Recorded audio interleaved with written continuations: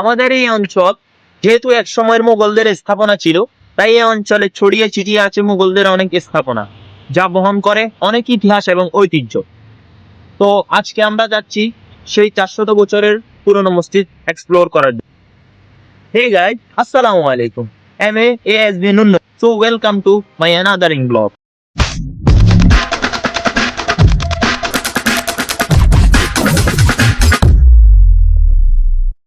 যেখান থেকে আপনি এই মসজিদটি দেখতে আসতে চান, আপনাকে চলে আসতে হবে ফেনী মহিপাল হয়ে মিজান রোড, যা বর্তমানে শান্তি চত্বর নামে পরিচিতি লাভ করেছে।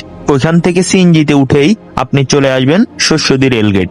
ওখানে নেমেই আপনি সোজা রাস্তা ধরে চলে যাবেন শস্যদী মাদ্রাসার পথে। ওখান থেকে আপনার সময় লাগবে 10 মিনিট, না হয় অটো করেও চলে আসতে পারবেন, আপনার থেকে 10 টাকা ভাড়া নিবে।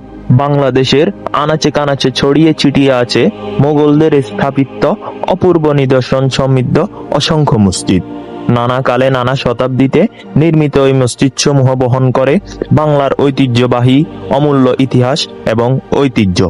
তন্মধ্যে একটি হচ্ছে শস্যদী মাদ্রাসার এই মসজিদটি, যা বর্তমানে বাংলাদেশ জাদুঘর কর্তৃক সংরক্ষিত। এই মসজিদটি নির্মাণ হয় 1100 শতাব্দীর দিকে, যা নির্মাণ করেন বীর মোহাম্মদ আলী চৌধুরী, যা বর্তমানে মোহাম্মদ আলী চৌধুরী জামে মসজিদ নামে পরিচিত, যদিও স্থানীয়দের কাছে বড় মাদ্রাসার মসজিদ নামে পরিচিতি লাভ করেছে। মোগল নায়েব মোহাম্মদ আলী চৌধুরী 1762 সালে ফেনী অঞ্চলের জমিদার হিসেবে নিয়োগপ্রাপ্ত হন।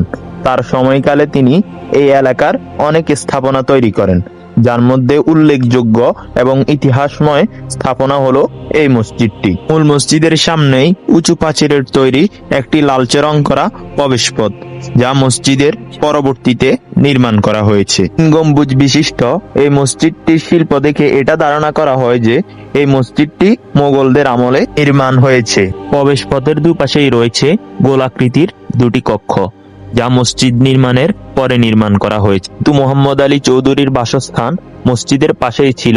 ধারণা করা হয় যে তার নিরাপত্তার কথা চিন্তা করে পরবর্তীতে এই কক্ষগুলি নির্মাণ করা হয়, যদিও এই কক্ষ 2টি মসজিদের সীমানার বাহিরে রয়েছে। 1790 সালে তিনি ব্রিটিশ বিরোধী আন্দোলনে তার এই অঞ্চলের জমিদারি হারান।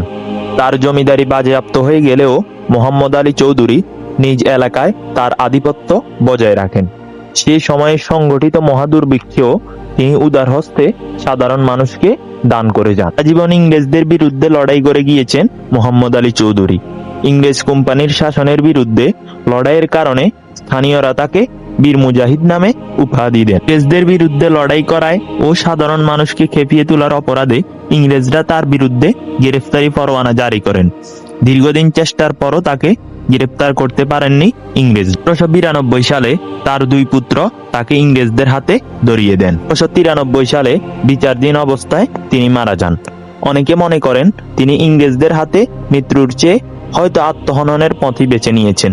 এটা আসলে ভুয়া এবং বানোয়াট ধারণা। তিনি এই অঞ্চলে এতটাই জনপ্রিয় ছিলেন, তখনকার সময় এই অঞ্চল তার নামেই পরিচিত ছিল।